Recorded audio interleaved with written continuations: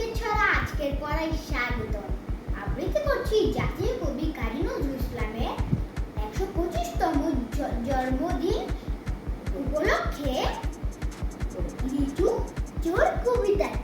বাবুদের ডাল পুকুরে হাবুদের ডাল সে কি বাস করলে তারা, বলি থাম একটু দাঁড়া।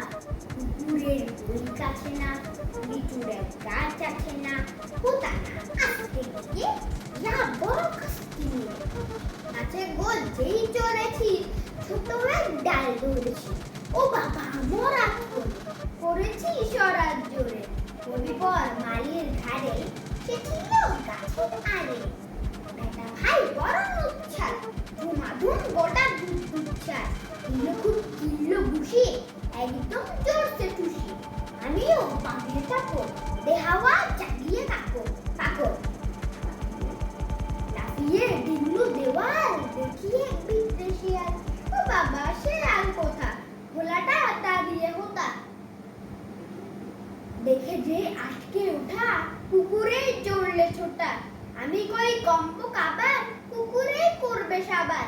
বাবা গো মা গো বলে পাঁচিলের ফকল গলে ঢুকে গিয়ে বসদের ঘরে, যেন প্রাণ আসলো ধরে।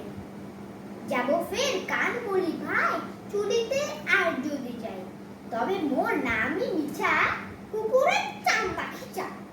সে কি ভাই যাই রে ভুলা,